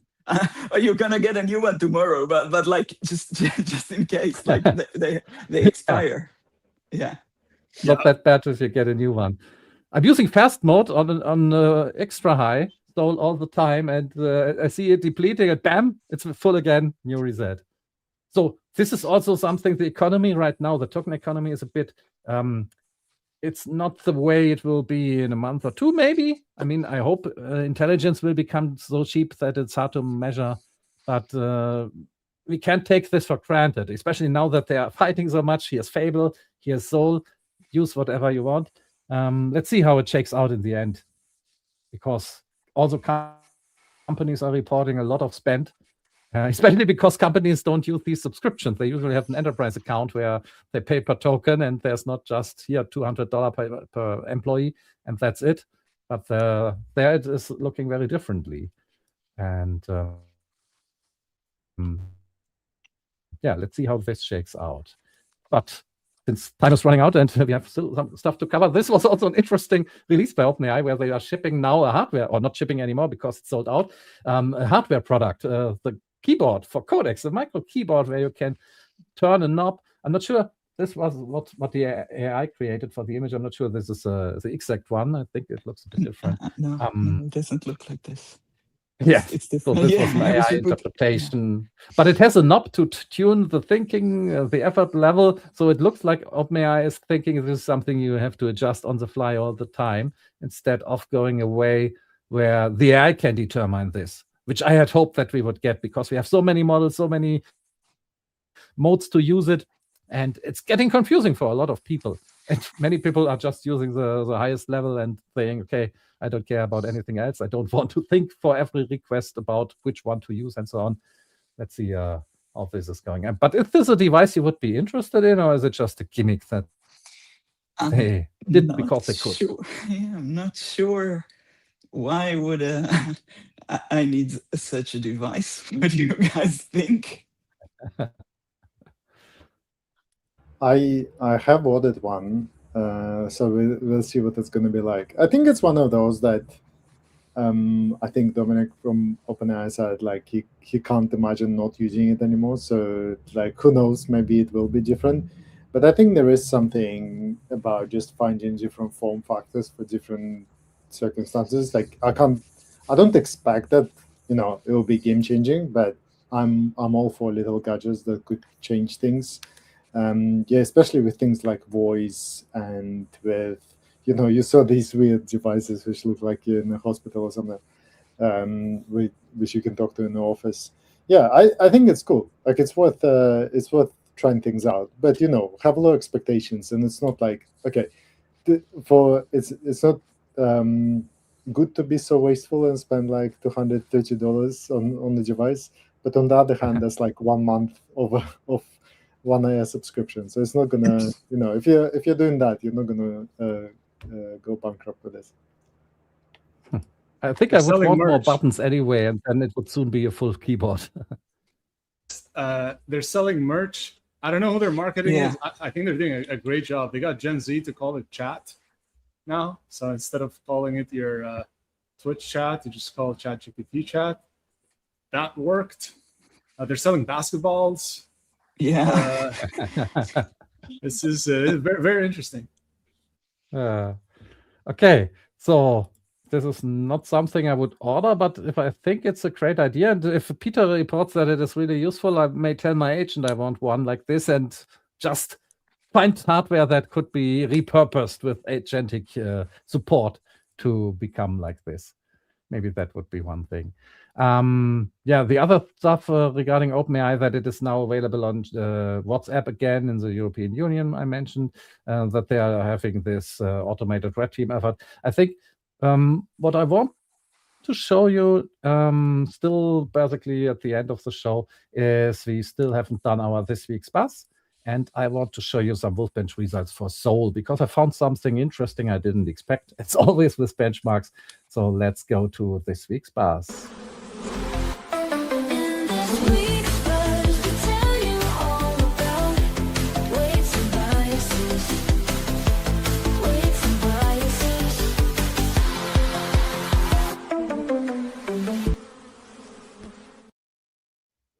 So we are taking a look at Wolfbench at wolfbench.ai, which is a Terminal Bench 2.0 based evaluation framework, methodology that I'm running at CoreWeave. And I added the new models, GPT 5.6 Soul, GPT 5.6 Terra, and GPT 5.6 Luna.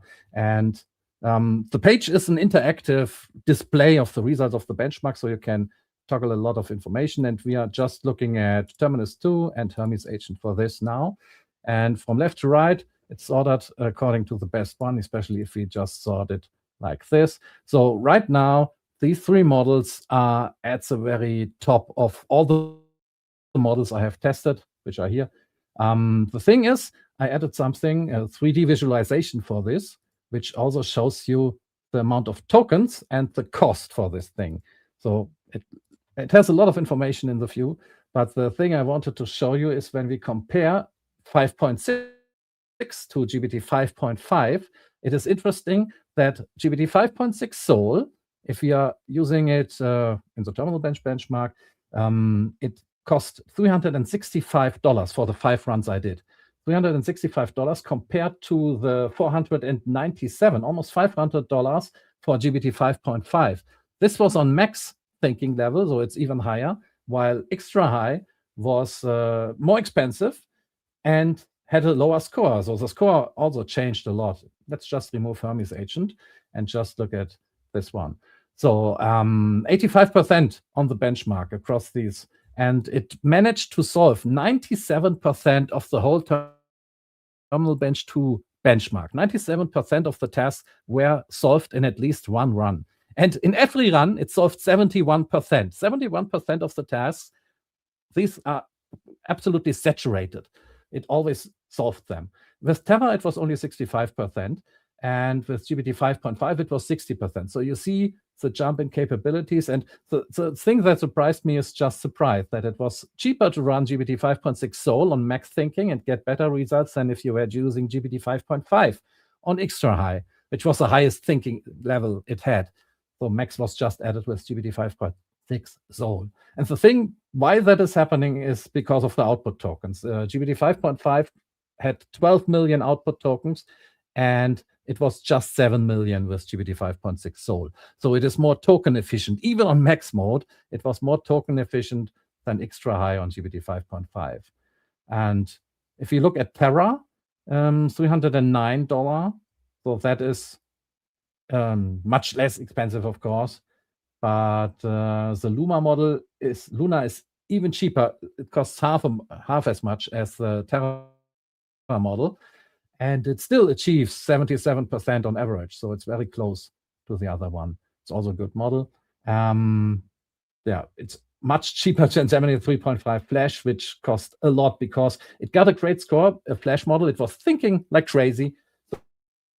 So it generated 1.65 billion tokens and it cost $620, which shows that a model that is much faster and much cheaper is not necessarily cheaper for everything you want to do, because it may have to generate so much that it is more expensive. So this is something, by looking at the benchmark results, not just a single score, but really at different dimensions of the benchmarks, how much can it achieve of the whole benchmark, how much does it do reliably, and how much does it cost, and how much tokens does it generate. I think that is what I'm trying to do with Wolfbench, to show all these dimensions and different ways you would not see if you look at just one score or just one cost. Always interesting to look beyond those measures and see what's happening behind it. If you look at Hermes Agent, it's a different thing, and especially if you compare it with Terminus. I also did Codex. I did the runs, but it didn't finish in time. So the 5th run is actually finishing right now as we speak. So I will upload that later. But I can already tell you that it is even better than, it has the highest score of them all. So GPT 5.6 Soul in the Codex harness achieved the highest scores. It was even a bit more than this. Yeah, what can we say about Hermes? It cost a lot more. Hermes cost $867 for almost the same score. Not exactly, it's a little lower, but it's close enough. But much more expensive in the way the harness was doing this. Yeah, so same we see the same with Terra. And interestingly, no, same here, also with Luma. But in Luna, it was better in the harness, but the scores are very close. So in that regard, I would say it doesn't make a big difference, and it's good to see that. But yeah, the cost was a bit different. Okay, so just wanted to show you some new results and some new features. As I added, like the gray part here, the shadow, that shows you the amount of tokens compared to the cost. So the gray part is the cost, and the colored part is what tokens were relevant for this. Although there's a time dimension which shows how long it took to run the benchmark, the 5 runs. It took 6 hours and 34 minutes with GPT 5.6 Soul, almost the same time as it took with GPT 5.5 on extra high. So not much difference, although this was max thinking, so it was thinking more, and apparently it was sped up compared to this. Anyway, take a look at wolfbench.ai. You can order the stuff, you can change it, you can make your own any way you want to do it, compare different harnesses, different models. And of course, when the new ones come out, I'm looking forward for Kimi K3 and all the other stuff. So much from me this week, from the benchmarking perspective. And the code base is still open, right? So anyone could also just... It's open source, and yeah. If you click on one of the bars, great that you remind me of this, I always forget. If you click one of the bars, it takes you to the weights and biases where all the traces have been uploaded, and you can then analyze it, look at it, download it, do something. I have to log in this browser, so I'm not seeing it. But yeah, it's open, and see all of this, and it's open source. Everybody can use it. So some people have asked me why I'm using Terminal Bench 2.0, not 2.1, because if I were upgrading the data set, I would be basically redoing all of the... I couldn't compare directly to all the other models I already did. So I will do that switch when the time is right. Maybe Terminal Bench 3 at the time. We'll see. But for now, comparability was more important than having a new benchmark. Okay. So I think we are at a time now, 2 hours, where from my perspective, we covered it all. Do you have anything you want to discuss or mention, anything left to say? Anthropic also dropped a reset couple of hours ago. Like that. That's I like where this is going. Fable is available again. That was so annoying because it was midnight and 30 minutes for me when I noticed, and then I just started messaging people to not go to sleep. So I just set it in ultra code mode because I had one of the subscriptions about to run out at 9 a.m. this morning.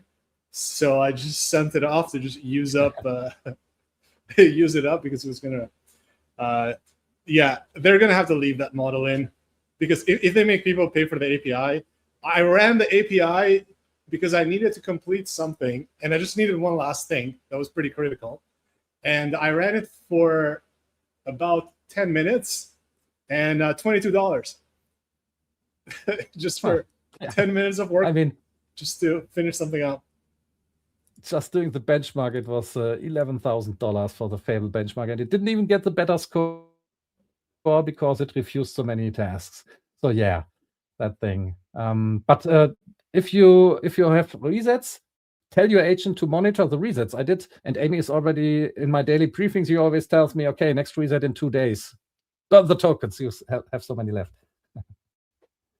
Yeah, from this, I think we can conclude the show. And next week, I will also be on vacation. Alex is on vacation. His birthday is tomorrow, and his he will not be back next week. So you are going to run the show, aren't you?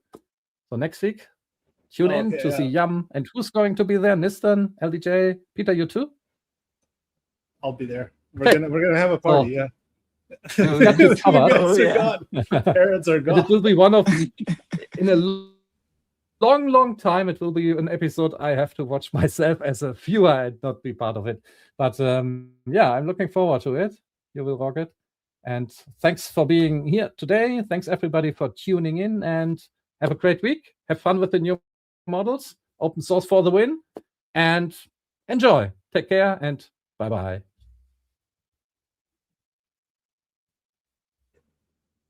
Boom. Okay. And we have to play the outro. Running my agents the whole time on my phone while you guys have just been muting and talking to it. Agents are always running. I'm not sure if we have an outro video. Do we have an outro? Alex made all these cool new videos. There's a countdown, open source, breaking news, frontier bus. Yeah, the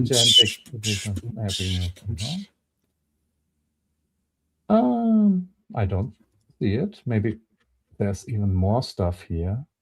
Anyway, I will just close the room. Thanks, guys. Take care. Goodbye. All right. See you, everybody.